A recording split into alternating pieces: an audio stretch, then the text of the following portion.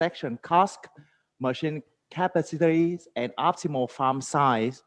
Furthermore, after his talk today, we also have like second section with junior faculty mentoring. At that time, you can ask him several questions regarding to due to your during your research periods in developing country, how to write paper, how to have like impressions or something. So feel free to ask in last 3 minutes, and the working paper also including a Q&A section with 1 hour. So thanks a lot for Andrew, and we hope that one day when the pandemic is over, we can welcome you to our campus as well as like Ho Chi Minh City to experience the hot weather. Okay, so Yes. space now is yours. Okay. All right, thank you. Well, I would encourage those of you who have them to turn your cameras on so I can see you. I like to see people I'm talking to if I can, but I'm very happy to have a chance to present this. This is work. In some ways, this work has been going on for a while, but we have a new draft that came out just a few weeks ago, sent back to a journal, and I think we've had some real advances. And this is really the first opportunity I've had to present these new results. And so certainly welcome your questions in the middle and so forth, or however you want to organize that. And I'll sort of watch the time, and if I need to move faster, we'll do so. So, the sort of starting point for this work is to think about sort of the basic idea that there's substantial variations in agricultural productivity across countries. Of course, that's true across many sectors, but I think it's especially acutely an issue in the context of agriculture. Because there are persistently large gaps between agriculture and other sectors in terms of earnings, and that a very large fraction of poor households in many low-income countries are working in agriculture. Okay, but it's sort of also recognized that not only is there variation across countries, but there's also a lot of variation within countries. And I think traditionally, sort of historically, we've said, okay, well, some of this variation, has to do with sort of with productivity variation, some farmers having access to technology and not. But I think as we've sort of learned more about that, it seems like technology diffusion, while it's not instantaneous, it happens relatively quickly. And so it's sort of the idea that there are persistent technological differences, from just access to technology seems a little bit less clear how that could be so. And one question, well, and another possibility to sort of technological difference, productivity differences reflect some fixed factors, and therefore it really doesn't matter who owns the land or who farms the land and so forth. Or do they reflect some kind of deeper issues? Okay, and so that's what we sort of like to think about this. This is really about productivity differentials within a particular area, and how are we going to understand those? And one important difference that we can actually look at, perhaps better than some other differences, is differences in productivity by farm scale, the scale of operation. And it's interesting to note that this relationship is not uniform, that across countries, large farms are more productive. And in generally, it's the case that within rich countries, large farms are more productive. But there's some recognition that within many small countries, within many poor countries, small farms are more productive. And so then the obvious question arises, is this some kind of diseconomy of scale? If so, where would that come from? Okay. Okay. So and then the question of farm size is sort of a big one, a lot of literature, and you might be surprised that it's possible to say something new about such a subject. I think that hopefully you'll believe at the end of this talk that you have learned something new. But what are the sort of key issues that we sort of know about? Is mostly in low-income countries, farms are very small, and one of the questions get asked is, well, what are the consequences of land reform or privatization schemes? Suppose you were to reorganize agriculture, and of course, there's lots of equity issues in that context. But what are the broader implications of that? How do you think about that process, about what those implications might be? Another sort of question is, are there justifications for land ceilings and land consolidation schemes? That is to say, the interesting thing is, even in the context of India, you have at the same time land ceilings, that is, rules about having farms need to be smaller than at some level. On the other hand, you also have land consolidation schemes, that is, direct attempts by the government to organize the consolidation of farms. Sort of another related point is, like, if there is productivity differences, are those due to sort of constraints faced by small farmers, such as credit market or perhaps technology? And if so, can those be released through policy? Does sort of better agricultural credit, does ways of ensuring small farmers, does that perhaps change the productivity difference or that are evident in scale? Okay. And then, how does the change of scale relate to agricultural labor and labor productivity? And ultimately, how does that relate to rural poverty? Okay. Now, it's sort of a starting introduction to that. Here's a graph we just put together from a few places just to sort of emphasize kind of this key point. Sorry, I don't have Vietnam on this graph, but I think Vietnam would probably fit with many of the other low-income countries here. That there's a huge difference in farm scale. That if you look at the percentage of households operating land holdings below 10 acres, in most low-income countries it ranges from 80 to 100%. Whereas, of course, the U.S. and Canada, it's a very, very small fraction of farms are of that size. Okay. Another sort of point we look at is sort of yields, right? And here is just a measure of yields. The x-axis got sort of cut off, but it's the same countries we just showed you. That sort of the lowest, U.S. and Canada have quite, in this case of soybeans, most low. The interesting intermediate case here is China, low-income countries, but actually lower than. And there's an interesting explanation for that, which relies on this. This is fertilizer intensity. It turns out that China really stands out in terms of fertilizer intensity. And so, one of the messages about productivity differences, some of the scale related, and some of them are really,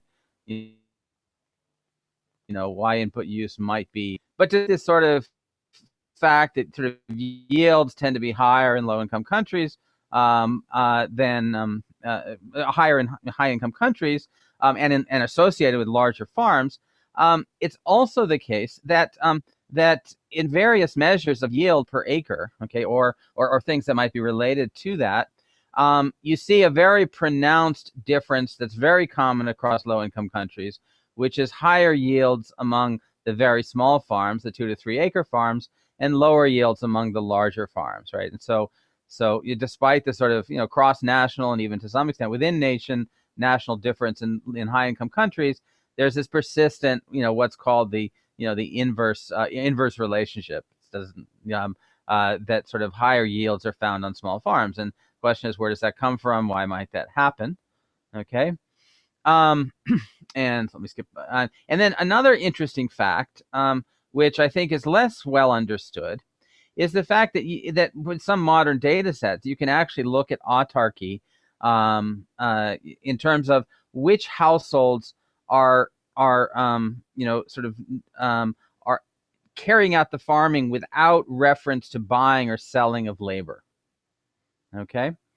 And it turns out that, that there's, again, a sort of distinctive pattern you see in some countries, which is that sort of autarky levels are sort of the lowest at the low levels and also low at higher levels. But there is kind of a bump up in autarky right in the middle. Okay. And, you can naturally think about this is over here in the very small farms, they're selling labor. And as you get to bigger farms, they're actually buying labor. But of course, in most economic models, the sort of farms that would be in autarky would be just at a knife edge, right? That farms would transition from being, as farm sizes get bigger, would transition from being sort of sellers to buyers of labor. But in fact, there's sort of a pronounced area where autarky is relatively common. And that's going to be an important part of how we think about this problem. Okay. Now, part of this and any other paper that tries to think about sort of scale economies is that it needs to sort of think about various potential problems. Of course, we have very few, if any, studies in which land is being randomly allocated across households, and so from that perspective, it's very difficult, to say sort of to have an experiment which tells you that in fact small farms or large farms are relatively more productive. One could have, patterns whereby, say, relatively productive land tends to result in small farms because small farms can support families, and that would lead a sort of inverse relationship that simply arises from heterogeneity in quality of land across space. Okay. And so and then there's another sort of important issue that has been recognized, is that plot size may be measured with error. That is, it may be the case that when if plots, or people are not really sure what the size of a plot is, but they have a good idea of yield, then yield per acre, putting yield per acre on the left-hand side and put an acreage on the right-hand side is going to yield a kind of bias, because the error on the left-hand side is going to be negatively correlated with the error on the right-hand side, and that's going to naturally produce a negative relationship. So that's one aspect. Okay. The second point is it's hard to measure, but the next point is that sort of perhaps understanding where these scalar canons might come from is complicated. It requires a relatively rich theoretical model, and we're going to try to provide that. It requires relatively rich data, and we're going to show sort of how that works. Okay. And one of the things that's going to be important is that we're going to need price schedules by quantity hired. Okay. And I'll be very explicit about that down the road. But that's something we can't easily construct, but would be available in the data we're going to look at. We're going to really spend some time with that. And finally, we're going to need characteristics, productivity relevant characteristics of equipment. And the idea is we would like to know sort of the capacity of machines. Now, most agricultural data sets will tell you, somebody has a tractor or somebody has a hoe, or a powered hoe, but they won't tell you exactly how much, what the capacity of that particular machine might be, and that's going to get in the way of thinking about mechanisms. Now, the data we're going to talk about here is from India, the village level surveys. It's a 6-year panel, 2009 to 2014, covers 20 villages, sort of expands on the early ICRASAT villages. No, not large number of farmers, but substantial. But importantly, it has plot level data, and that which is going to be really important, as you will see. Okay. And another important aspect is that the sample was designed to be stratified. That is to say, it had small farms, medium farms, large farms, and so forth. And because of that, the over farms are overrepresented. And one of the complexities of sort of measuring scale economies in low-income countries is the fact that since most farms are small, if you did a random sample of households to construct farm-level data, you would have relatively few large farms, and therefore measuring the productivity of the largest farms becomes a challenge, at least measured with a lot of sort of sampling bias. So to give you a sense of the VLS data, there's a couple of things that I want to emphasize here. This is just the cumulative distribution of total land holdings, and the red is the true distribution of land holdings by the census. And it makes the point that the sort of median farm ends up being, the x-axis here is about around sort of 3 or 4 acres. Okay. However, in the sample, because the sample is stratified towards relatively large farms, the distribution is sort of flatter, and so the median farm is about twice as large. Okay. Then the other point is that there is this sort of distribution of plots. Plots lie somewhere between the sort of total land holding in the sample and the total land holding in the census in terms of their overall distribution. And so this is just a key advantage of this data, is because of the sampling strata, there are going to be more large farms than one might typically see in such a data set. Okay. I won't sort of spend the time talking about the outputs and so forth, but I just want to go to this graph here. This is just taking the raw data, computing real average profits per acre and farm size using the VLS data, using the full distribution of land, and you get this very interesting U-shaped pattern, where indeed, as I showed you in sort of some of the earlier graphs, the very small, then the sort of minimum here is about 10 acres. There's a sort of decline in profitability. Okay, as you go from sort of a very small farm up to 10 acres, but then after 10 acres, profitability starts to rise again. Okay, and so this may help us understand why this debate over whether big farms or small farms are more or less productive, because whether you're going to find small farms being more profitable in this case than large farms is going to depend on where you're looking, right? If you're looking at relatively small farms, you'll see a negative relationship. If you're looking at relatively large farms, you'll indeed see a relationship that runs the other way. Okay. Now, before we sort of pursued this, we wanted to address one of these key questions. Is there a problem in terms of measurement with error? And we did what you often do in sort of economic analysis. There are various ways to approach this, but what we'd like is two measures of farm size for the same farm that may be uncorrelated in some way. And so we sort of have this. The farm size was collected in two different ways in the VLS data. First, they did a broad census where they asked every person in the village what their total landholding was. And then with the sample households, they went to them and they took out a map and, plot by plot said, here's a map, here's some boundaries, tell us where the boundaries your plot are, and you add them up and you get total landholding. So to some extent, these are two independent measures of farm size.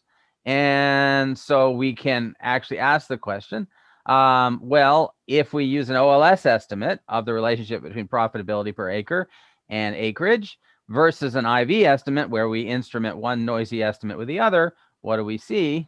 Okay. And the answer sort of shows up. The answer is essentially that, well, it just turns out to be those estimates are almost exactly the same. We see no real evidence of that particular problem. So the bottom line is we see this kind of interesting U shape, and it's not really clear where that might come from. Okay.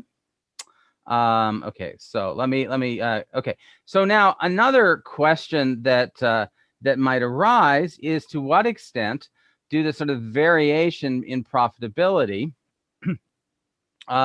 reflect differences in land quality? And so this has a relatively sort of rich data set in terms of land quality. And so another thing that one can do is one can essentially look at estimates of the U-shaped curve with and without controlling for land quality, and the estimates end up being quite similar. Okay. And so this is just a sort of approach here. If we take real output value, we take real profits, we put farm size on the right-hand side, we see an overall sort of positive linear relationship. Okay. And we can control for plot characteristics, and the relationship doesn't change very much at all, right? So it's not sort of that, big farms are more productive or less productive. That doesn't seem to be the source of the productivity differences that we're seeing here. The other thing that one can do, because one has plot level data, is to incorporate farmer year fixed effects. Okay. Well, why is that useful? Well, one of the stories that I sort of related to about what might drive the sort of shape of the farm profitability acreage relationship is the fact that smaller farmers may face different scenario in terms of access to credit and so forth. Okay.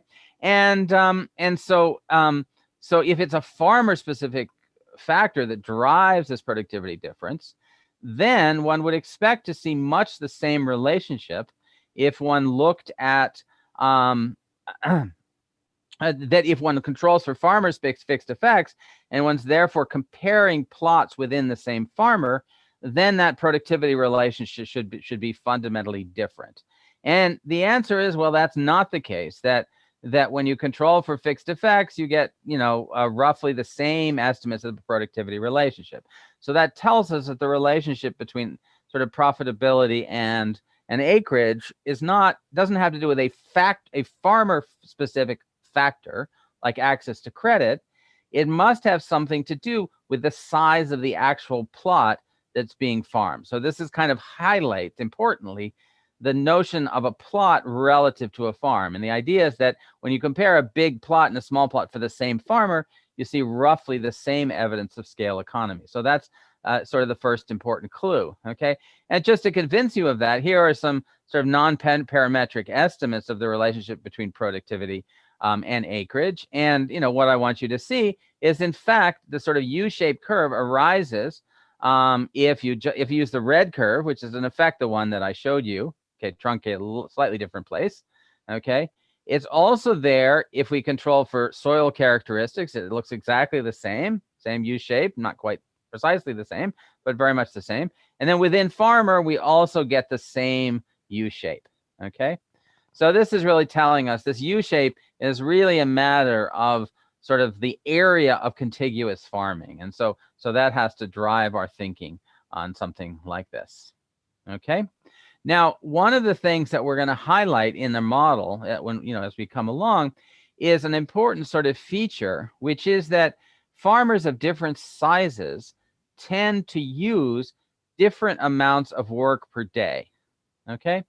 And, that basically, and you see here, this is sort of the distribution of average hours worked per day for wages by sort of the people in our households.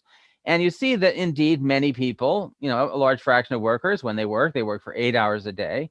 But there's also farmers, people who work for much less than 8 hours. And there's this sort of concentration around 6 hours. Okay. And this raises the question, if I can hire somebody for 6 hours versus an 8 hours, would I pay them the same hourly wage rate?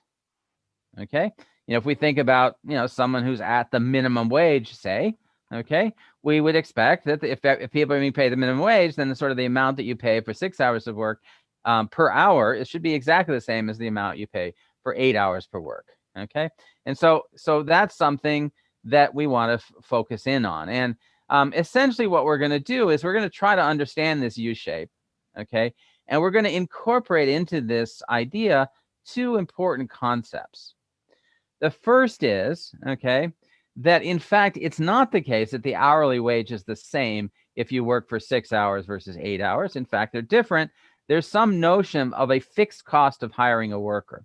And the actual worker, so what that means is if you have to pay a fixed cost and you have to pay an hourly cost, then the average hourly wage for a 6-hour worker is going to be higher than the average hourly wage for an 8-hour worker. So that's this sort of idea of a fixed cost. Where might that come from? Well, it might come from, you have to walk to a plot before you can actually start working on it. So you have to pay the fixed cost of travel. And so that's one idea. And another idea is if you go to a worker and say, I want to hire you for a full day, the worker says, great, that gives me a certain income. But if you want to hire that worker for 6 hours, the worker will say, well, if I work for 6 hours, I'm giving up the opportunity cost, is I'm not going to be able to work for somebody else for 8 hours. And so you're going to have to pay me more on an hourly basis than if you work, than if you were to hire me for a full day. Okay, so that's the sort of notion of a fixed cost or a fixed payment that has to go to a worker. And the second point we're going to incorporate is this idea that larger equipment is more efficient than smaller units in terms of process acreage per hour, that there's this heterogeneity in machinery. We want to have a model of how that works. Okay, so let me skip over that sort of giving time. Okay, so here's a sort of simple sort of table, as a fixed effects estimates, just kind of make the sort of main point. This is that you put on the left-hand side hourly wage, okay, and you put on the right-hand side whether that worker worked for less than 8 hours, okay? And, maybe control for some other things. And sort of the main point is that if you worked 8 hours in a day, you worked a full day instead of part of a day, your hourly wage tends to be 33% less, okay? So this is exactly what you'd expect to see in the presence of fixed costs, okay? Interestingly, that's also true for bullock. If you hire a bullock pair, that is someone to do plowing for you.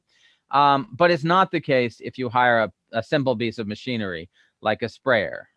Exactly why that is, we don't have an explanation. It turns out that's just a fact that we're going to need to incorporate. The fixed costs are really about hiring workers that you pay there's evidence of sort of paying this extra wage. And I should say, we didn't kind of make up this idea. In fact, the ICRIS at village level workers who know much more about agriculture than I ever will. In fact, when you look at their village questionnaire, they explicitly asked of the village as part of the village questionnaire, what is the average daily wage that's paid for, or hourly wage for somebody paid for 8 hours versus the hourly daily wage for somebody paid for 5 or 6 hours, and clearly recognized that there was a difference. Okay. The other sort of question you might ask, and this is sort of a natural point, is that if there's a high fixed cost of hiring a worker, that maybe you can sort of get around that problem by that maybe large farms don't have this problem in the same way. Maybe what they can do is hire sort of multiple workers and hire a team. If you hire a team, maybe you can absorb the fixed costs, the fixed costs are of hiring like any number of workers. And therefore, if you hire lots of workers, then the average fixed cost per worker is going to go down. Basically what this shows us is that if you interact the sort of plot area with work 8 hours per day, okay, you find actually it's sort of the opposite result. There's no evidence that this fixed cost problem is less per worker or per hour when you are a very big farmer, and that part of it is explained, in fact, by the distance that has to be traveled from the homestead, as I sort of initially suggested. Okay. Then the other sort of point is that machine is heterogeneous. Okay. And so it turns out that the Acreage villages, data are better than some. They collect some data on horsepower of different motors and pumps. Okay. And then you can sort of measure the cost per unit of horsepower for those devices. Okay. And the key is that if you have a small farmer, the cost per small farm, the cost per horsepower on the motors that you have tend to be relatively high compared to if you have a relatively large farm. So that's going to be an important fact. Okay. So now what I want to do is want to give you a sense of the structure of the problem. Okay. And how we're going to think about that. The first is, like, how do we write down a fixed cost? Well, this is our expression for the wage that you have to pay with a fixed cost. Okay. The first is there's an hourly wage W1. The second is there's a fixed cost for each worker. And an LH is the total number of hours of work that you hire. And LMX is the maximum number of hours that any individual farmer could work. Okay. So if you're hiring just one worker, right, then you have to pay W0 plus W1 LH. Well, LH is his number of hours.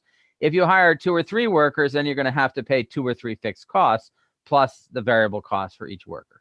So that's the sort of basic structure. Now, we also have to think about, what does this mean on the sending labor side, right? It's relatively easy to think about a fixed cost in terms of payment of wages. It's a little harder to think about how do we model this from the perspective of someone selling labor. Okay. Well, obviously, if you're selling labor, right, then you get the fixed cost for the first minute that you spend working. Okay. And so instead of a ceiling, you have a floor. And so that's why the sort of wage you earn for working hours has this ratio LFM or LMX again, but it's a floor instead of a ceiling. But the other thing is, if you're an individual and you have to walk to somebody else's farm, there's a cost to you. Okay. So the opportunity cost of working on somebody else's farm is then going to be a formula. It depends on the fixed cost, but also the fixed payment that you get for working at all. This is kind of an equilibrium quantity, minus the fixed cost that you actually incur from, say, walking to the farm. Okay. And so this sort of reflects that the opportunity cost of family work that you would need to price out family labor in the process of computing profits and in determining optimal sort of time allocation is going to depend on W0 minus F. And so, it's possible that if the equilibrium quantity W0 is higher than the actual cost to the worker, that in fact, this thing is positive, and therefore there's sort of a positive component to working off farm in terms of this fixed cost. The third thing in our model is to think about sort of the production process as one that is constant returns to scale. Okay. So this may be a funny thing, right? We're writing a paper on the scale economies in agriculture. And then the first thing we do is assume that the production function is constant returns to scale. And we think that's a really important concept, not just for agriculture, but in general, that in fact, for a particular plant really doesn't care how many other plants are on the field with it. That particular plant is going to grow well if it has enough space and if it has enough nutrients. Okay, and so where do returns to scale operate for the perspective of the individual plant? And the answer can only be that they're going to operate through the cost of supplying nutrients. Okay, and so the cost of supplying a nutrient to a particular plant on a particular field might depend on how big that field is. It also might depend on the types of machinery you have. And so here's the kind of key structural equations we have in here. And the best way to think about this is in terms of how do you keep your plant, how do you keep it from being competed, the nutrients being taken away by weeds? Well, there's two ways to get rid of weeds. The first is to pick the weeds, and that's basically a labor-intensive activity, right? It's relatively, we're getting machines now that are smart enough to pick weeds, but frankly, that's a hard problem for a machine to solve, to figure out what's a weed and what's a plant. And so the only real way to pick weeds is through labor. And so you can use labor, or you can use a machine. In this case, the machine is not actually picking the weeds. What the machine is doing is spraying, right? It's spraying an herbicide that's going to kill the weeds. And the idea is that there's some elasticity of substitution between, in terms of the delivery of nutrients, in terms of either picking weeds or spraying them. And then the other little piece here is sort of describes this idea of heterogeneity in machine capacity. The idea that you could have a big machine or a small machine, or a machine that's adapted to a large farm versus adapted to a small farm. Okay, and the way we do that is M is the hours that you spend, hours of the machine, and Q is the capacity of the machine. Okay, and I'll show you some examples down the road, but the idea is this machine can sort of cover 3 acres or 5 acres per hour, right? And so there's this part here, but the scale economies come in here, whereby the capacity is going to be discounted by some function of area. And the concept we want to bring out here is that if I have like an 8-row harvester and my farm is only 4 acres, wide, like I can't run that harvester. Either I'm going to have to waste half my harvester by picking up that side, or I'm going to end up harvesting my neighbor's land, right? And so having a big machine on a small farm is not advantageous, is the idea. We're also going to build in the idea that sort of the cost of a machine depends on some sort of, constant cost M, but it also depends on capacity. And new, it sort of reflects how much price increases with capacity. And there may be a cost advantage if it's the case that if you double capacity, price less than doubles. So that would be another potential source of scale economies. And so our profits for our farmer is going to be this constant returns to scale production function. We're going to substitute in the nutrient production function. Okay, we're going to subtract out the cost of hired labor. We're going to subtract out the opportunity cost of family labor.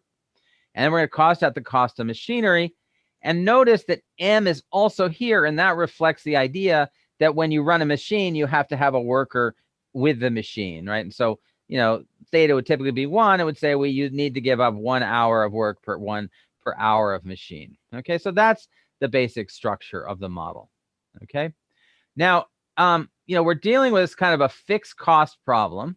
Okay, and fixed cost problems are a little complicated because fixed cost problems have kinks in them. Okay, and so there's really going to be 3 regimes that we need to think about.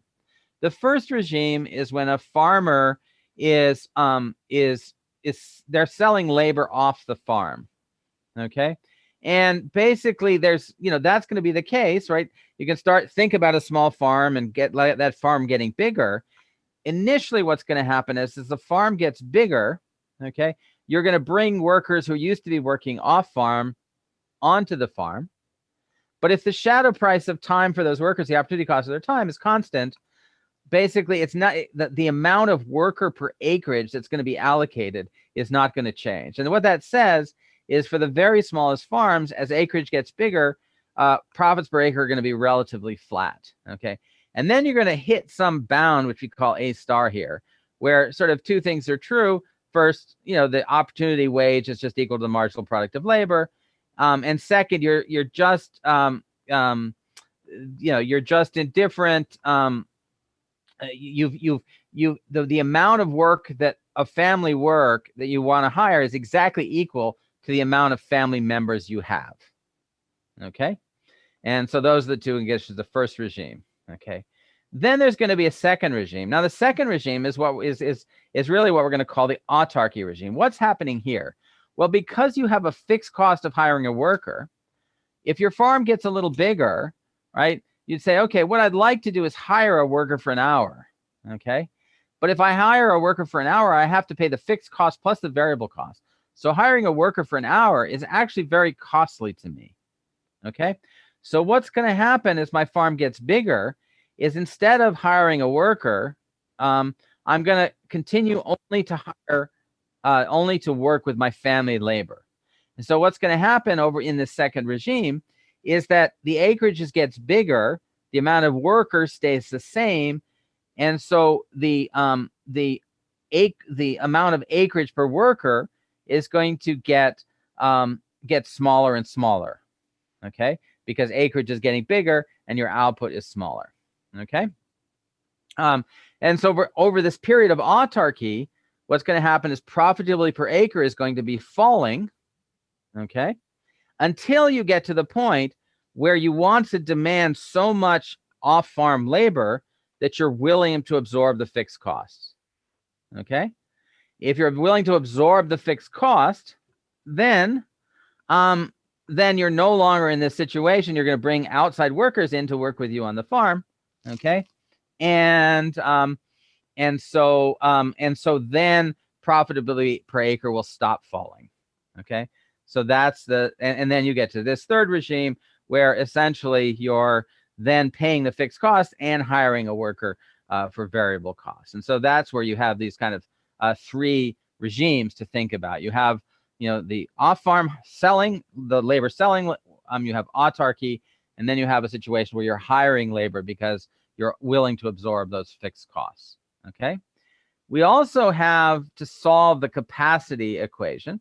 And it turns out the way we set up the capacity equation, that it turns out that that's a relatively simple problem, that basically capacity Q has to solve this condition, and that's going to depend on acreage. It's going to depend on nu, which was the relationship between machine capacity and price, and it's going to depend on the wage because you're going to have to hire a worker, okay? And, it turns out if theta were 0, if you had a purely autonomous machine, then there actually would be a closed form solution that would say, Q would be just a function of phi of A. So this is this function phi of A, which kind of describes the extent to which a more productive machine is better adapted to higher acreage, okay? So we can work out some comparative statics from that equation, and we assume that this phi function is actually increasing in acreage. And the first is that capacity should go up as acreage goes up, okay? So this is not a surprise, right? The idea is that if you have a bigger farm, there's an advantage to having a higher capacity machine, and therefore you do more work per hour. If the wage increases, you also increase capacity, and this is because you have to pay somebody to drive the machine. If the wage is more expensive, then you want to use a smaller number of hours, and if you're going to use the smaller number of hours to do the same amount of work, you're going to need a higher capacity machine, okay? And we'll skip over those other things. Okay, so that's all a model. And the question is, what's the evidence to support that model? Okay, well, so we can look at the percentage sort of discount by plot area and plot distance from the household, which we've already sort of seen, right? So that's one bit of evidence to support that, okay? But another thing that we can talk about, we want to see, is there evidence that sort of as farms get bigger, they move from a situation when they're hiring relatively small number of workers, okay? Sort of what determines whether you hire a worker for part-time, okay? And the answer is that this relationship is negative, okay? That as the farm size gets bigger, right, then you're going to be hiring fewer workers at part-time, right? This problem of hiring part-time workers and therefore paying a relatively high hourly wage rate is a feature of being a small farmer, okay? A small farmer, not so tiny that you're actually a seller of labor, not so tiny that you're autarkic, but small enough that you really don't need a full-time worker for a full day. You're happy with a half-time worker, but then your hourly wage is going to be high. And so that's going to be an important feature. Okay. And in fact, if you look at the hourly wage paid for male laborers by farm size in the Acreage data by land acreage on the horizontal axis again, you see that indeed it sort of has this kind of pattern. The hourly wage is initially quite low, okay, because in that case, you're basically having family worker, the opportunity cost of family workers. It's going to rise to some peak, okay, and then it's going to fall, and it's falling precisely because you're more likely to hire full-time workers and not part-time workers as the farm gets bigger, okay. Now, of course, the problem with with kind of all this approach, okay, is that we don't. It's still the case that land is not being randomly allocated. We're taking land acreage as given, and what we would really like to know is it the case that if you had an exogenously larger farm, how does that change the wage rate? Okay, in particular, does being bigger mean your wage rate goes down because you're going to part-time work to full-time work? Okay. However, you can't change the size of someone's farm, but you can think about a rainfall shock. What does a rainfall shock do? A rainfall shock, what it typically does in an arid tropics, which is where this Acreage data does, is it raises the demand for labor. It increases the marginal product of agriculture, therefore it increases the demand for labor. So what it should be the case is that the effect of an increase in wage should be different in small farms than large farms. Okay, that's the idea, and here's the evidence. Okay, this is the effect of rainfall on the fraction of operations using low hours work.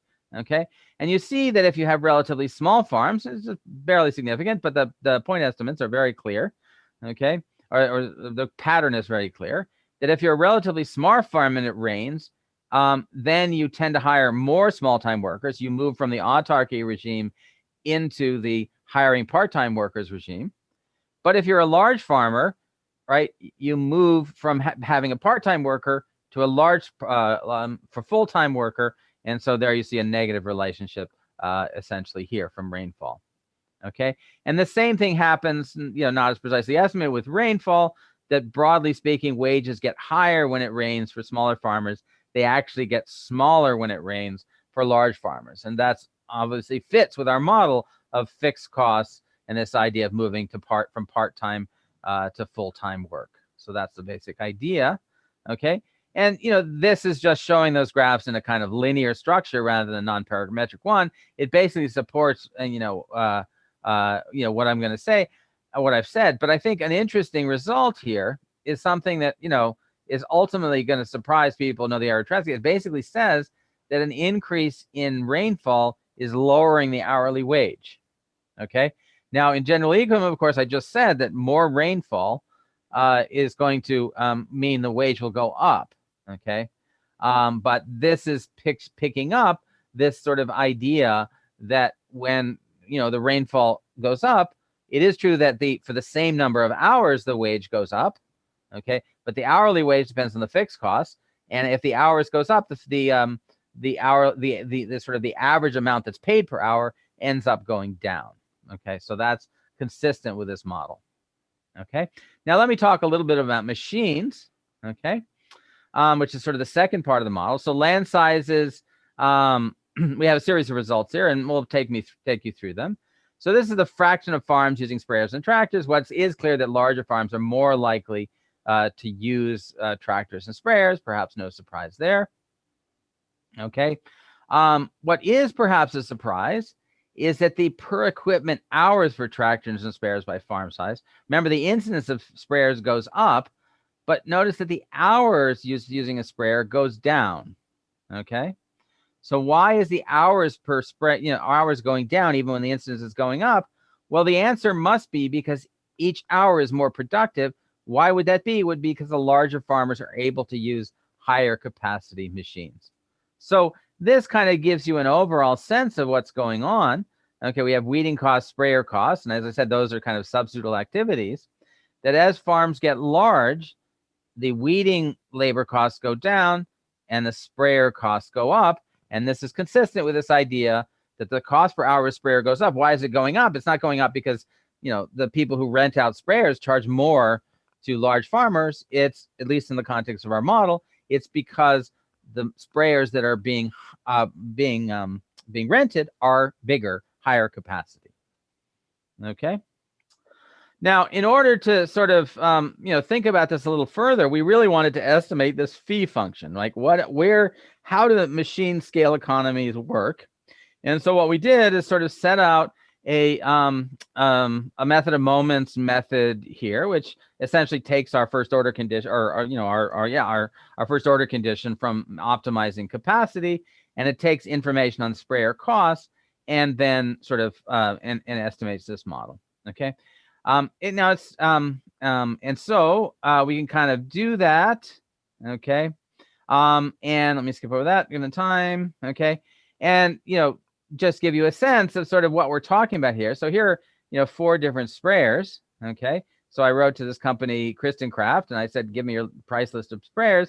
And notice there are 4 different sprayers of different types. And then you can look at the price, and obviously the price goes up less fast than liters per hour. So there's a cost savings of using a large sprayer. Okay. Now, one question you might be asked is, why are we focusing on sprayers? Okay. So there's lots of different types of machinery. But what I noted at the beginning was that it's hard, that most data sets don't tell us about machine capacity. What the Acreage data do tell us, though, is operation by operation for a farm. They tell us how much time was spent spraying, and they also tell you how much spray was sprayed. Okay. And if we know how many hours used a sprayer and we know how much was sprayed, then the ratio of those two things is going to be the capacity of your sprayer. And so the idea is we can measure capacity for sprayers in this sort of background way, even though it's not explicitly available in the data set. That is, we don't know which of these machines is being used, but we actually can measure liters per hour de facto from these data. Okay. So what do we see? Okay. In terms of sprayer use, we sort of always talked a little bit about this. As acreage goes up, weeding hours go down, sprayer hours go down, and sprayer log price goes up, right? That's the sort of underlying linear relationship. And here is the function phi that we tried to estimate. Okay. We assume a quadratic function is probably not quite right. We think the phi is monotone increasing. Obviously, the quadratic will have a maximum, but our structural equations give us parameters for beta 1, beta 0, beta 1, 2. And the answer turns out within the data set for Acresat that the maximum land size is around 24 acres, right? That the most productive capacity machines is about 24 acres. Now, an important note, this is the highest capacity, the highest capacity machine that's available in the semi-arid tracts of India over the period of our data, okay? Obviously, the maximum land size in the context of like Iowa in the United States is not going to be 24 acres. They have much bigger sprayers, much bigger machines.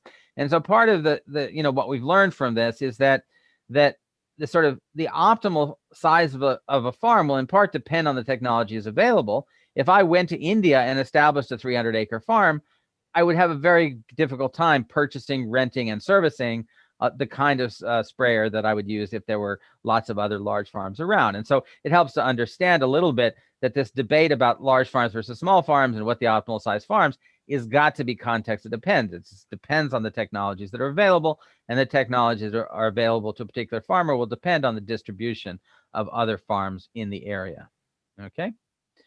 Okay. And we can also estimate this parameter nu, and it turns out we can use the Acresat data. We get about 58%. We can use the price list that I showed you, and we get about 52%. So these line up perfectly. This was directly from a price sheet. This one is just backing it out of the cost data in the Acresat, and they match up almost perfectly. Okay. So the question is, so now what we do is we estimate a full structural, or we calibrate a full structural model, okay, where we take our phi of A that we estimated with this sort of, general method of moments, okay.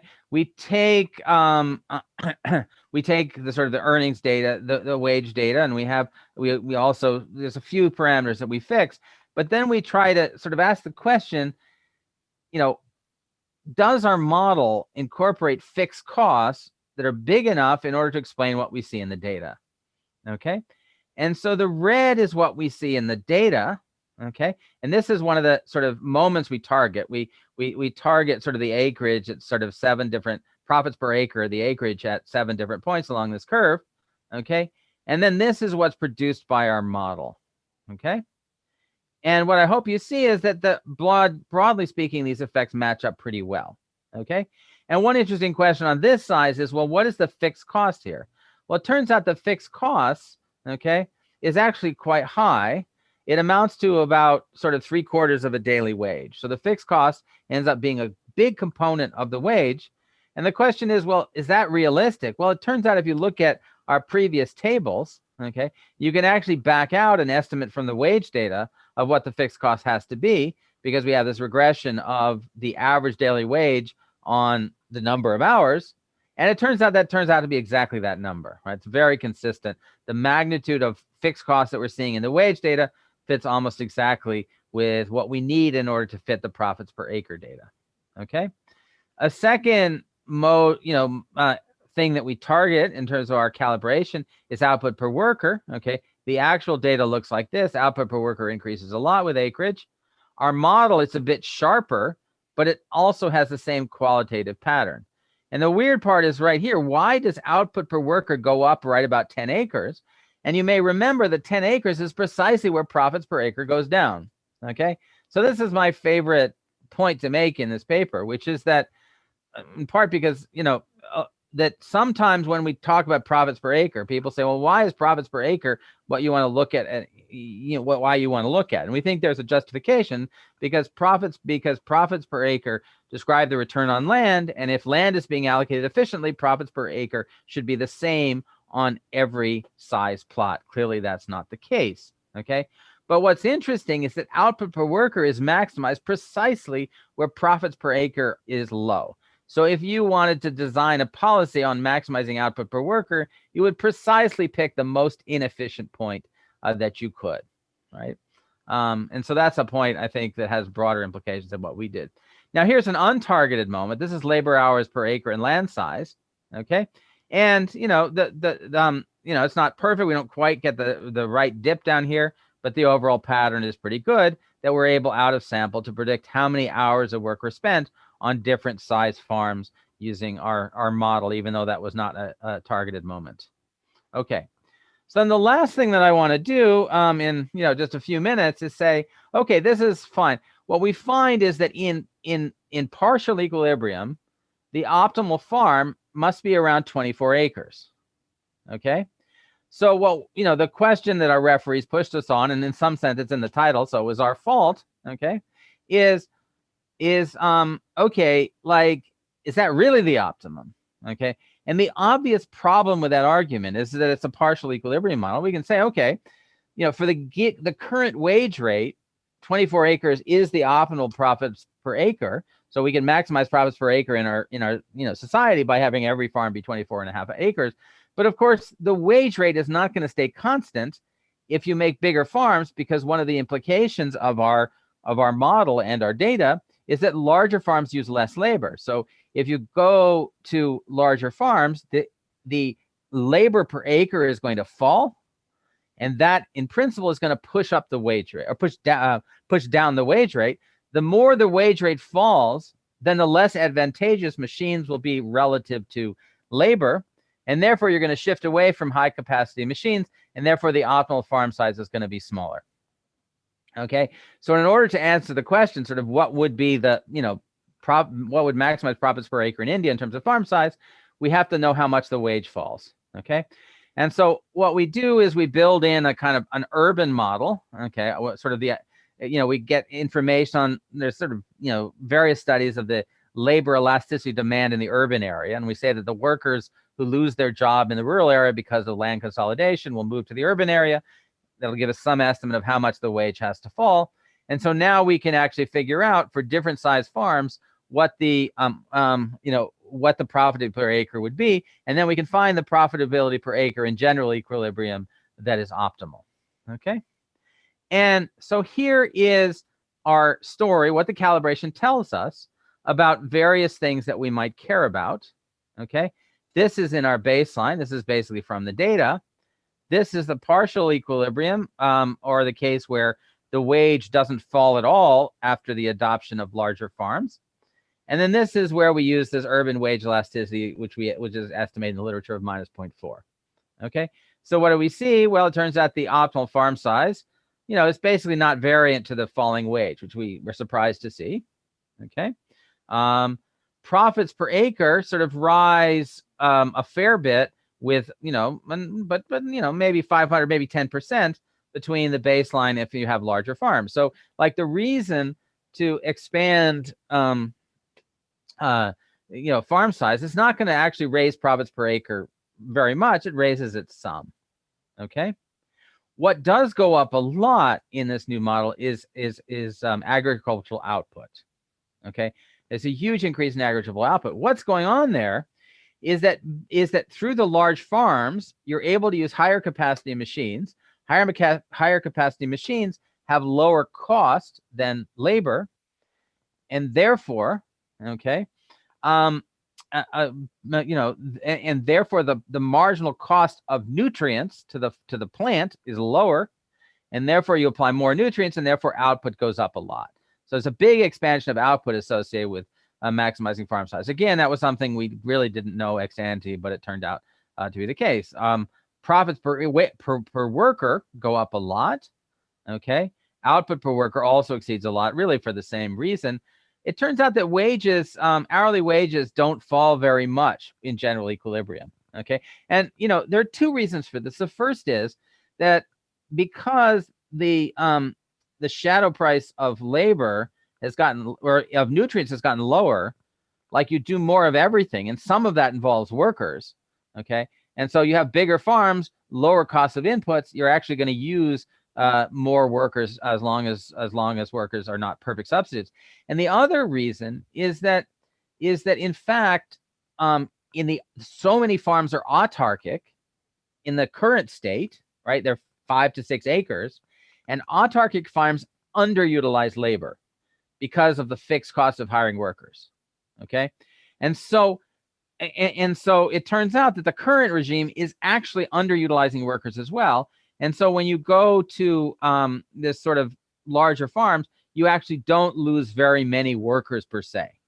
What you do force to happen is a big transition of people who used to be cultivators of small farms, are then turned into agricultural workers, right? And so that's obviously a politically challenging idea associated with this calibration. Okay. So yeah, big expansion in machines, a big expansion in machine capacity associated with these larger farms. And so, obviously this is not predictions, it's a forecast based on our model. Our model fits the current data. The calibration allows for this endogenous formation of wages and, reallocation of profits, and I think yields some interesting and provocative results. Okay.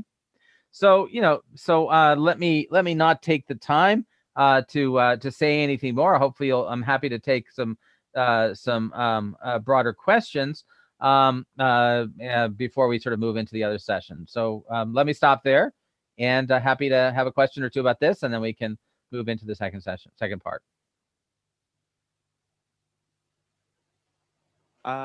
Thanks a lot, Acreage, for your talk regarding to farming side and efficiency. Then now I would like to invite the participant who might have any questions from the room. Do you have any questions? Yeah, please.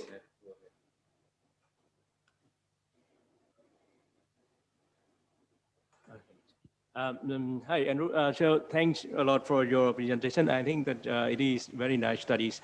And I would like to hear about you in regard of some point that I noted down here. First point is about the economy of scale in other ways, which is simple. For example, if we can do a simple production function, but we do it in different quantile or intervals in regard of the scale of the farms. So we can also see or also have some kind of robustness check for your results, whether it is consistent. So this is one point that I would like to share, to hear your opinion about that. Okay. Yeah, I mean, why don't we do this sequentially? I'm happy to take, multiple ones, but, I think, the problem with sort of dividing the production function in different quantiles is the whole idea behind the model is that the production function itself has constant returns to scale, right?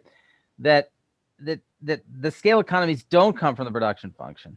And therefore, if you estimate the production function at different quantiles, our model would say, and since our model fits the data seem to say that in fact, there's no evidence that if you had that the production function is any different for a small farmer than it is for a large farmer. Okay. Right. So that's our prediction, right? The difference is in the cost of inputs. All right. Right. Okay, I got that point. And to follow up that point, I think here you also use cost function approach. So somehow it's also relevant to another concept, which is economy of scope. So because farms may have different farming enterprises. So did you control for that, and how can you overcome the economy, or how is that relevant to the concept of economy of scope, because farm may have different enterprises? Well, so yeah, a farm may have different enterprises for sure. I would say that we haven't pursued every particular avenue on this, but one of the part concerns is that large farmers and small farmers are growing different crops, right? And it may be part of the structure of the structure that we see in terms of the relationship between profits and acreage is coming from the fact that small farmers are growing one crop and large farmers are growing a large crop. Now, maybe that's consistent with our model anyway, but let's take it but it turns out that we don't actually need that point, because we can actually estimate, in these farms, there are a couple of crops that are quite common. Cotton is one of them. And you look in cotton and you see that in fact the production function, that the same pattern of profitability per acre emerges when you use a single crop. Okay. And so, that's one aspect of scope. As I said, it's not every aspect of scope, but at least in that particular case, it's pretty clear that our results are not dependent on the fact that we've kind of agglomerated across multiple crops. Okay, that's why, because I asked that question because it very much policy relevant in the context of Vietnam. Here we have the coffee as a big industry here, and then the question is now farm try to diversify to some other crops, and the question is how many type of crops should be citizen, or we can have a reach the economy of scope. Yeah, no, I think that's quite interesting. I mean, coffee is an interesting case in itself, right? In terms of its scale economies. I mean, most, coffee tends to orient towards relatively, larger plots. Again, we would say, well, that's probably not because a coffee plant on the farm actually cares whether it's on a 10-acre plot or a 1-acre plot or a 500-acre plot, right? It's going to depend on the cost of input. So the question about economies of scope and this question of diversification, what are the advantages of having different crops or not, for us depend not on the production function, which, maybe not always true, but it's true in our data. But one needs to think very carefully about the extent to which diversification is going to actually, particularly if it's for the same farm who has a single contiguous plot and he decides to divide up his plot to different crops, right? In so doing, he might be reducing or increasing the cost of production because of his inability to use larger capacity machines, right? That the spray that you use on the coffee is going to be different from the spray you use on the cotton. So if you try to grow coffee and cotton on the same plot of land, you're going to have to use a smaller capacity machine, and therefore there's going to your cost per unit acre of nutrients is going to be lower, and therefore you're going to be less productive. So I think, obviously I haven't worked on Vietnam in this question. I think it's an interesting question if one could get access to this kind of data. But I think bringing back into the discussion of diversification questions about how scale economies of cost are affected is quite critical and perhaps sometimes forgotten. Yes, just because the context of Vietnam, we have also small scale farming, mostly about I think 3 acres on average, yeah, coffee farms, and also they also have so many different type of crops in the sense that actually farmers try to diversify. Yeah. Yeah, I mean, I think the presence of small coffee farms is interesting. The question is, are their costs per acre lower or higher than larger farms? I don't know the answer to that question. I'd love to know the answer to that question. All right. And the last point, in terms of small farms, maybe there are some small farms in the context, even in the context of coffee farm in Vietnam. There are small farms, but actually they are a active member of farm union or farmers Yes. group. So they can also save some transaction costs. So in this case, how can you cover that part? Yeah, I think I think that's really interesting. And the one of the questions is, for example, so a critical part of that, from our perspective, maybe it doesn't apply, but just to make the point, like cooperatives do a number of different things. Okay, one of the things they do, which we don't really touch in this paper, is have an implication for the processing and marketing cost. Right, there are my understanding is they're fairly large scale economies in the production of coffee, going from the green beans to the ground coffee, or to the coffee bean to sort of roasted coffee beans and so forth. There's a drying and so forth. And so from that perspective, the cooperative solves the output cost side, right? Then you can have small farms that are able to take advantage of cost scale economies, not so much on the growing side, but on the processing side. And so yes, the cooperatives can solve that problem very well. In principle, it also can solve it on the cost input side, but I mean, at least in the context of this world, that would require that the small farmers have contiguous plots. That is, all the plots must be next to each other. So, for example, if all the plots are next to each other and you're going to spray, then if all the farmers agree that we're going to spray all our land at the same, spray all our coffee trees at the same time, then you can use a larger capacity machine and therefore lower input costs than if each farmer were to spray their coffee independently, right? And so, but that doesn't happen with all cooperatives. This only happens in cooperatives in which the land is contiguously farmed. If you have the same number of farmers and the same size of plots, but those farmers are intermixed with other forms of crops, then there's no way to capture the scale economies in terms of spraying through a cooperative. Yeah, thanks a lot. So I think, thanks. Hi, my name's Nam. I am from School of Economics. Thank you very much for your paper. I think the paper is important, at least for me. Very policy relevant. One of your conclusions is that India have too many farms. I mean, yes, under the optimal farm size. If you look at Vietnam, we have, I believe that we have much more small scale farms than India. And now the Vietnamese government is have a big plan to merge farms, rice, especially rice farm, and they believe that with a bigger size of the farm, the productivities and related indicators like profit, bargaining power of farms will be increased. But the Vietnamese government doesn't have any evidence for how big farm size. So that is why I think your study is important, policy relevant. I have several questions. The first one is regarding the point that you just mentioned about diversification. I believe that diversification relates to the risk management of farmers, and when farmers farmer can decide the size of their land.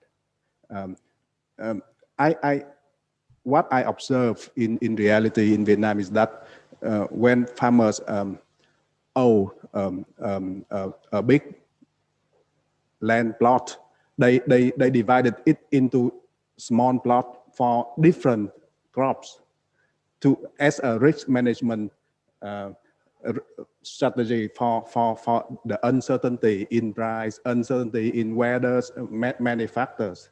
So in your study, but you only look at one crop, right? No, we looked at multiple crops together, but we didn't look at risk very much. Yeah. So that's the one point. If you incorporate risks into the model, so what happened? and okay, well, sorry, the second point is related to the endogeneity, the very, very classical question about endogeneity, because I believe that in your model, farm size is not exogenously determined, but it determined by farmers. Sure. So in a way that it is endogenous, and how can you please elaborate on how you deal with that problem? Thank you. Okay. Yeah. So yeah. I mean, I think sort of the exogeny of farm size is a really important issue. And here institutional context is really important. We not this data so much, although this data also has a very longitudinal component. But my co-author and I, have worked with a 40-year time series of data on agricultural farms in India. And basically, we only see about 5% of plots are ever bought or sold. Okay, that is, if you look at a given distribution of held plots, only 5% have ever been bought or sold. That there's actually very little voluntary transaction of land. Okay, now that leads to interesting questions, and it's sort of a big part of this literature. Is if there are really big sort of returns to scale, why is it or the other way around? Like, why doesn't the land market adopt endogenously, right? And one answer is, well, it just doesn't, right? And that happens to be the truth, and it's kind of hard to study. It's hard to study immortality if nobody dies. It's hard to study, the effects of land market transactions when nobody trades land. But I think that also says that, for most farmers, the farm size is essentially the farm that they inherited from their father, and depends on how many brothers they had. And so it's not a major choice variable for most farmers. Okay, so that would be one point. Now, I can certainly believe that's not the case everywhere. We do know there are other cases where, for example, governments come in and they either break up farms or they put farms back together. And obviously, if the government has any sense, they're probably going to do different things in different places based on the nature of agriculture in those areas. And so in a context like that, one would be very worried that the farm size would be correlated in some way with the sort of scale of the land.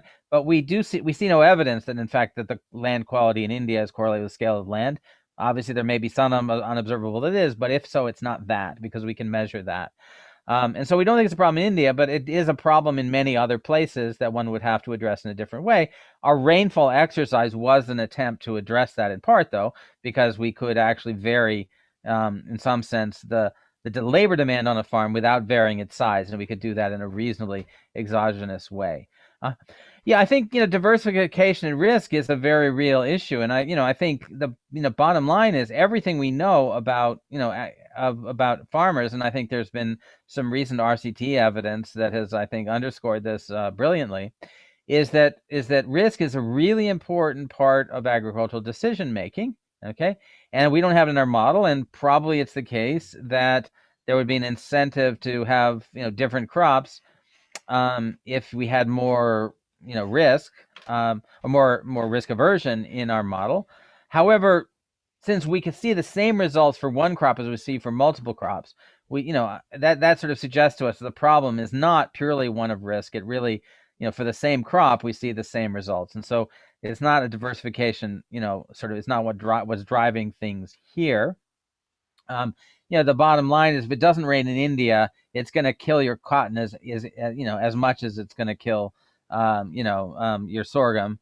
It may not kill your peanuts as much, but these risks, many of the major risks are pretty highly correlated across different farms, and some of them are localized, right? They're not tied to a particular crop, and so you're not going to avoid them by growing multiple crops. With that said, if the problem is risk and that farmers are unable to make the most productive investment in use of their farmland or their other assets because of risk, then the question is, are there ways of providing better ways of insuring against risk? And I think, that when you do provide for better risk, then better forms of insurance, whether through index insurance or through other types of measures, the evidence suggests is that profitability can increase a fair bit.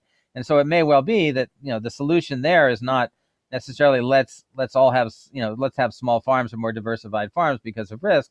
The answer is, what can we do to ensure that farmers are better insured against risk, so that they can make the crop choices that are essentially increasing the expected values of their profits, and be less concerned about the downside risk associated with using less profitable crops.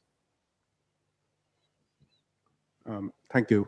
I have one more. Sure. Comment rather than questions. One of your conclusion is that you provide a mechanism to explain the productivity differences by scale, and one of the explanation is that you say that the adoption of machine technology might drive the differences by scale. Yep. And the large farms will be more cost effective because they can bear the fixed cost of machine technology. But I think in the case of Vietnam, we have a market for hiring the machine technology. So I mean that the small farmers, they can still hire machines for their farming activity. So you think it affects to your country? No, that's exactly the same in India, right? Most we actually have data. The data tell us exactly that most farms do not own their own sprayers; they rent their sprayers. Yeah, okay, it's exactly the same. But the fact that you can rent doesn't solve the capacity problem, right?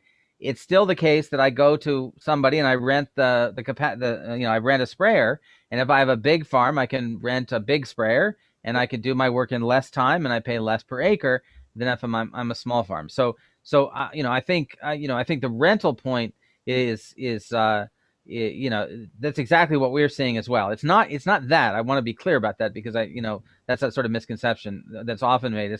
It's not about that large farmers can afford to buy machines and small farmers can't. It's that everybody can rent a machine in our model and to some extent in our data.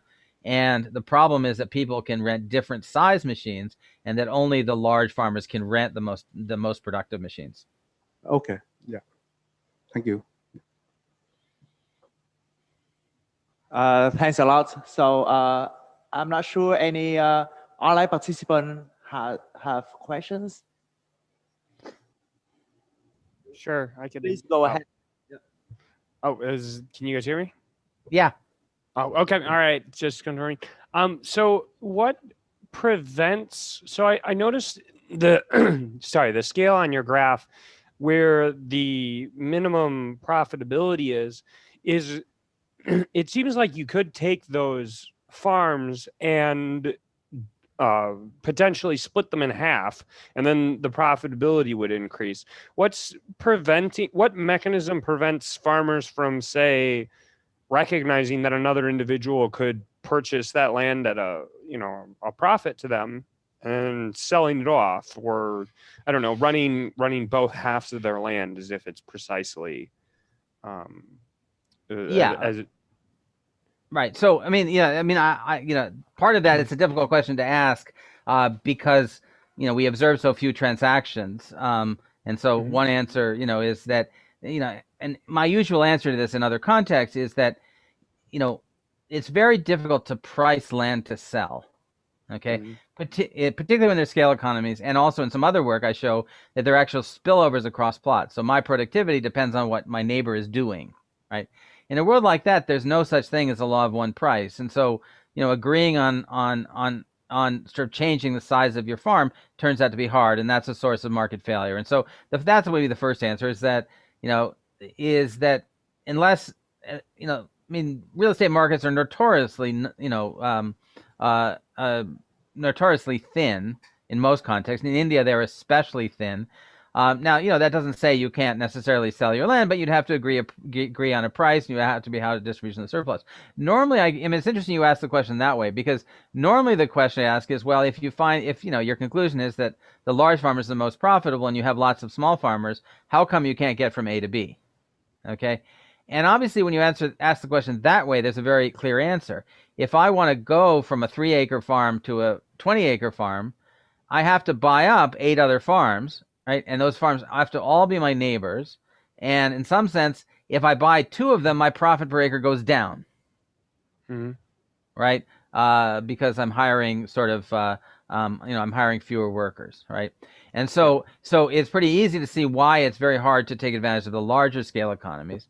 In terms of the smaller scale economies, it's probably right that, I have a small family and I have a big farm. If I could get the right price, what I'd like to do is sell part of my land and take those profits and invest them in some other place. Obviously, that's not happening. I think that has something to do with the financial intermediation and so forth. But I don't usually get the question that way, and I think it's an interesting thing to think about.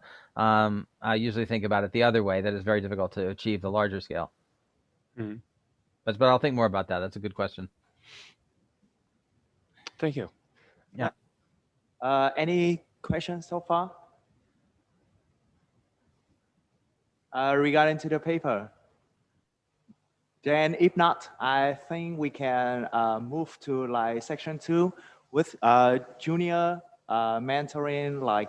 You can answer you any questions regarding to during your research, your paper, any type of something. And he's quite experienced and also helpful to give an advice for you. So any questions for mentoring?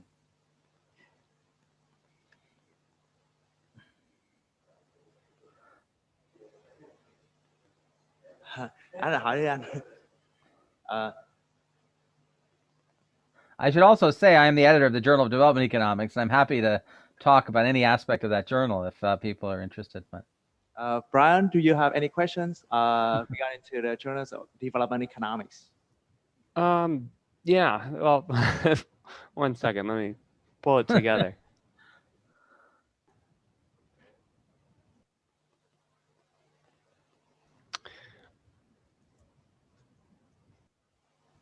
I'm sorry, I'm panicking. I'm on the spot. That's all right. Well, maybe somebody else wants to jump in, but that's fine. No rush. Just one thing I want to share, maybe also relevant to the Journal of Development Economics, but I know that actually it's very, very tough to get in there. But a couple of years ago, we also did a research project in Vietnam. We just kind of like a celebrity endorsement, focusing on promoting pro-environmental behavior. And in doing that, we also did registers in RCT registries. And then also we received a random email from Journal of Development Economics that actually, if we can send them the what is that called? The version. Register report, yes. Yes. And then if we wait for the review process, and we have to follow the register plan, and then regardless of the result, whether it is significant or not, or whatever it is, and if we can meet the requirement, somehow we have a chance to get in there. So how does that work? Okay, yeah. So this is a program that's been around for about 3 years. We were, I think, the first, as far as we understand, the first of all economics journals to adopt the process of what's called registered reports in some circles. And this is a 2-stage review of an article, and it really, its origins, it's designed around the idea of open science. Okay, the concern that people only, the probability that your article is accepted for publication depends on whether you get a positive and significant a result that supports a theory that you're interested in. And therefore, the set of things that are actually published in journals is actually a biased sample of those cases which happen to end up with positive results, right? And so therefore, science is not doing a good service because we only publish the positive results. We don't publish the zero results. So there would be this sort of simple characterization of that. And so one of the ideas that has been adopted, I was really first pushed by psychology, was that you could have one way of partly solving this problem is for someone to submit a protocol, which basically says, this is my plan, this is what I'm going to do, these are the regressions I'm going to run, this is my sample size, and so forth. Essentially write the paper with everything but the results, have that paper reviewed in advance, and then the journal commits to publish that article regardless of the results. Okay? And so with the support of Ted Miguel at Berkeley and Dean Carlin particularly, one of my co-editors, we decided to implement that in development economics. And over the last 3 years, we've received about 100 of those. The average, and I think we've accepted about 10 of the. And so the idea is you submit this third thing, you get a phase 1 acceptance, and that's basically our commitment to publish the paper when you finish it, assuming that you follow what you plan to do in the first place, or that any deviations are explained, adequately. Okay. Now, one of the things we quickly learned, and so as I said, we've had about 10 acceptances. We have 2 or 3 papers that have been published that way.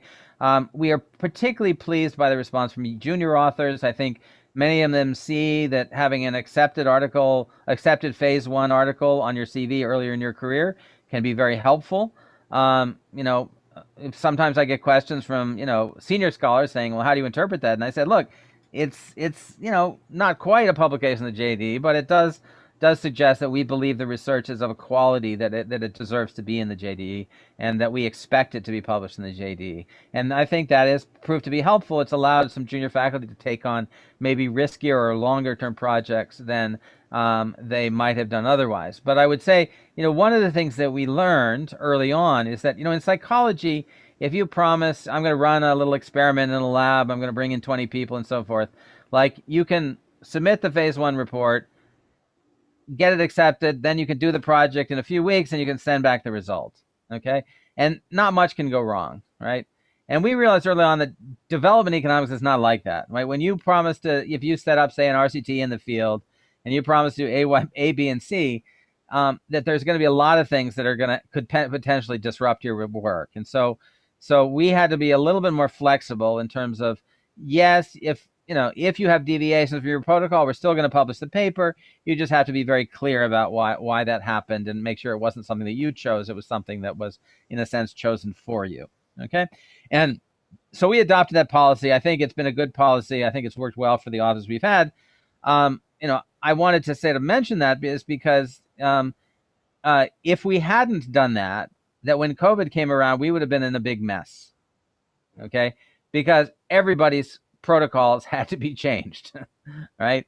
All 10 of them, right, had to do some modification to address the fact that they couldn't be visiting people in person for a while. And we'd already set up a protocol. They didn't have to check with us. They just have to document the reasons and go ahead and present the results. We're trying to protect against sort of publication bias, and we think we can do that fairly, given obviously this event was out of everybody's control. So, unfortunately, we, obviously with a reduction in field work, there's been a reduction in our submissions. We've only had 3 or 4 in the last couple of months. But I'm hoping that will rebuild. And if you're the sort of person who does, either RCTs or collects primary data, I wish you would I hope you would consider this. We don't actually require that you do this before you do the baseline of a say an RCT. We require that you do it before you get to the end line, right? And so most of our authors have submitted it after they've done the baseline and have a basic result. They've implemented the trial, everything's gone well. But before they've collected the end line, then they submit to us, we accept, and then we've committed to publish. So then it's a shorter wait. There's more assurance, less likely that something will go wrong. But we accept it the other way too. So that's just a point about registered reports. If you want to learn more about it, you could. There's a lot of material on the web. There's a special website we set up which has all of the protocols that you need to go through in order to do that. So I would encourage, and all of that is linked through the journal webpage. So if you have an interest, I encourage you to look at that. And you have further questions, you're welcome to write me. Yep. Thank you very much. Very good explanation. And yes, here we've been doing some RCT in the field.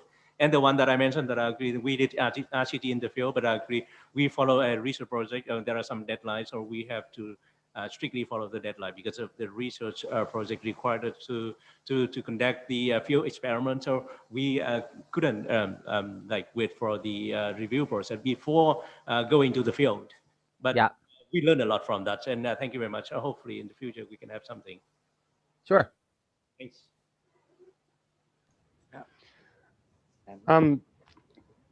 Does the you mentioned COVID-19, and I was curious if you're still running or searching for papers on that subject, or is it rotating through? So I think my feeling from day one was that we were always open to papers of all kinds, and COVID is clearly something that matters, and I think that will be the case for the long run. I think there are two separate things I would say about it, particularly though. The first is that I think the COVID papers that we're going to accept are the ones that say something broader, right? That are going to be of interest in 5 years, right? Now, I don't think that's very restrictive, but it's a question I'm going to ask, right? It's not like, in the end, the reason we're publishing something is because we think that it's of lasting value. And if this is just some basic information that might help some policymaker this year, that's probably not so relevant. If it tells us, look, this is a major disruption, it helps us understand how households respond to extreme risk in some way, well, then of course that's going to be of interest in 10 years and so forth. So I would always think about, and this would be for any topic, don't write it because it's the topic of the day, write it because it's an opportunity to think more deeply about a problem that might be hard to study otherwise. So that's the first point. The second point is that this is another innovation of the journal. We were not the first, but among the earliest economic journals to follow the AR Insights model of accepting short papers. And we brought on a new co-editor, and this is many, not all, and maybe not even a majority, but I think some of the short papers we received have in fact been COVID papers. And I think that partly reflects the fact that, frankly, COVID's only been around a year. It takes us, it takes us 10 years or 5 years anyway to write a long paper. So we're not going to see long COVID papers for 5 years, but there are some really high quality short papers that have been written, a basic data analysis, an important question that informs us about sort of, behavior, but it's going to be a short paper because there's not time to estimate some big structural model. There's not time to really do anything complicated, but it's interesting and important data that you'd like to get out there for people to see. And so I think the short papers is a good avenue for that. Again, I'd still want it to have lasting value, but it could be short. Thank you. That was very exhaustive. Thanks. Okay, please. If I pick up an old topic, traditional topic for my paper, for example, farm size and productivity. Yes. What should I do to make the paper fly high in a good journal? Well, that's an interesting question. Obviously, it's a funny question to ask me. I think, here I just presented a paper on one of the oldest issues in the world, and yet we think we have said something quite new. And at least they R&R at a top journal, and they've decided that that's true. What makes it of broader interest? Well, I think in the end there has to be something new. Okay. Part of it is a new data set. Obviously that's not sufficient, but if it's a new type of data that nobody has ever collected that you can bring to bear on an old question, for example, if you worked with the, Vietnamese government and were able to randomize or in some way systematically, using some rule, allocate which places land was consolidated and which ones were not, then you could write a very important paper on this topic, because nobody has ever really done a randomized trial of land allocation scale, right? So there's an example, right? So sometimes some new data is very helpful. I think that the other aspects of it, though, which I think are trying to speak to questions in the literature that people care about. So, over the last, 10 years, there's been a lot of sort of growth in the macro literature, particularly on, sort of macro, micro in part, looking at issues of misallocation. And I think that, we took an old question of development economics and thought about it in a different way, thinking about it in misallocation and thinking about sort of not thinking about it as a problem of sort of productivity differentials. Why is it that different firms are differentially productive? I think if we'd approached this topic 20 years ago, we would not have thought about it in that way. But because of the growth in the sort of macro literature. So I would say that sometimes what makes an old topic more interesting is that it brings in sort of something that's newly come to some other literature. And then they say, okay, well, this actually has some relationship with this old topic in development economics and so forth. But those are sort of first thoughts. We were Rosenzweig and I were working on a problem today, and there's been a recent spate of papers on dowry in developing economics in top journals, and I think both of our perceptions were that those papers are just fundamentally wrong. That they don't handle the problem that this is a hedonic price equation the way we would like to. I have some old work, and he has some old work that addresses this, and so we realized, and we have some old data that has dowry data, and we've sort of realized, yes, we can actually make a contribution here, do something kind of novel that speaks to a recently emergent literature that maybe doesn't incorporate some of the lessons that we might have thought about some time ago. So that would be another example. Take something topical, but think about it in a sort of a deeper and novel way. Would be another way that an old topic could really sort of be brought to life in an interesting way. Very helpful. Thank you very much.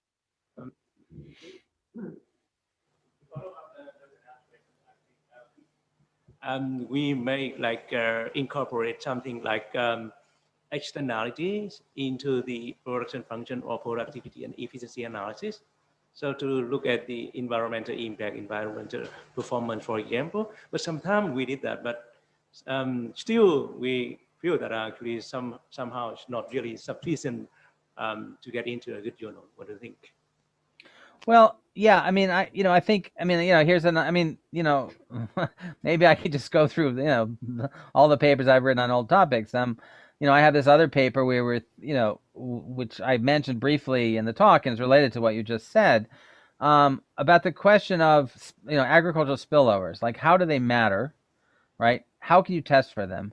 And perhaps more importantly, it's of interest to me, is like, how can you see if there's spillovers across farmers who are growing next to each other? How can you tell whether those farmers are coordinating their activities or not, right? If my spraying affects you, okay, then one could imagine one world in which I ignore the effects of my spraying on you, and another world in which we sort of agree. And what do I mean by externalities in this case? Well, it's very simple. Like, if I spray pesticide on my land, it could actually be a positive externality to you, because some of the spray gets, diffuses over to your land, and so you're protected from those pests. But it also could have a negative externality, because I spray the land, the pests are more likely to land on your land, eat your crops, right? And so, in some sense, this is an old question. It's an obvious idea. There might be some spillovers and externalities. Nobody knows really how to think about it, or there isn't really good empirical evidence and so forth. And so the way that I thought about the problem is one really has to think about this, not as just that chemicals on one plot affect the neighboring plot, but underlying this is the idea that there's a physical process of diffusion, either of pests or of chemicals. And that has implications not only for whether one farmer has a spillover effect on another farmer, but it also has implications for how, if a farmer sprays part of his plant, part of his crop, how that affects the other part of his plot. Okay? So it leads to a natural implication that a farmer, okay, in the presence of negative, so the negative or positive spillovers and externalities isn't dependent on the land owning to one farm or another. It just arises because of a chemical, biological process of diffusion. Okay, and if so, that should apply for the same farmer on his own plot as well as across farmers. The only difference is in one case, the externality would be internalized, and the other case, the externality would not. Okay, and so I wrote down a model that sort of incorporated this biological diffusion mechanism and put it into a behavioral model of choice. Okay, and realized that one of the things it implied is it's kind of obvious ex post, right? But in the presence of negative spillovers, right, a large farmer should internalize those externalities, and therefore he should use less insecticide on his own plot. Okay, a small farmer, because most of the diffusion happens to a neighbor, would not internalize the externality. So it says that small farmers should use more pesticides than large farmers, okay, if there are negative spillovers, but the opposite result happens if they're positive spillovers.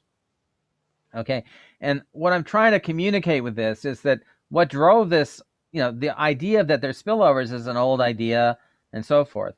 But what drove this was really thinking about the underlying physical processes and marrying them to an economic model. And I think, for me, that's always been the work that I've enjoyed the most, is sort of integrating those two ideas. And it was a way of doing something new, bringing something you've learned about a physical process into an economic question. Because the people in other disciplines have not thought about the behavioral aspects of biological or chemical spillovers. Right? That's not what they do, but we can do both. Thank you very much. Very nice. Okay, all right. I think we have a lot of questions, but actually we have time constraint. Then thanks a lot for your talk.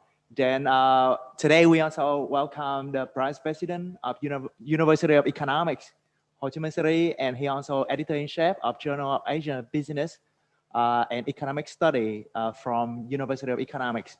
Then now he will say something for the concluding remarks and say thanks to Andrew Foster to give the talk today. So. Oh, well, I'm very honored. Okay, this Professor Andrews and also all participants of the JBEST seminar talk today. So I already enjoys your presentation and also enjoys very good discussion between your presentation and the ideas that come from all participants. I look forward to see you in person and in Vietnam and also in our university. And we look forward for other JBEST seminar talk in the coming months. And we do hope that our discussion will be efficient for writing paper and submit to our journal and other journal. And also through the discussion, we can know more about the academic activity in different areas.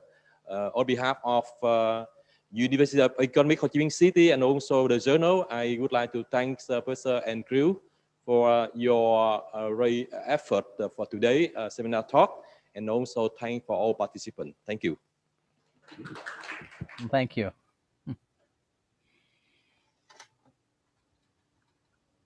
Well, it's been a pleasure to be with you all, and thank you for all your questions and feedback and so forth. And it seems like there's a lot interesting going on in Vietnam, and various topics of interest to me. So I do hope that I can come at some point and pursue some of those ideas and meet you guys in person.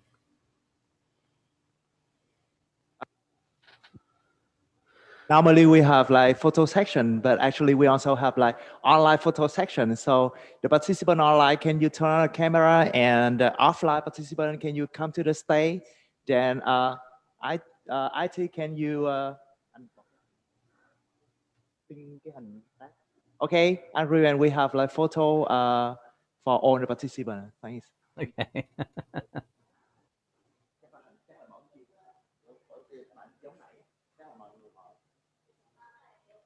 Ok, một chục tấm này trước đi. Chắc mời mấy thầy cô, quý thầy cô lên trên tí xíu.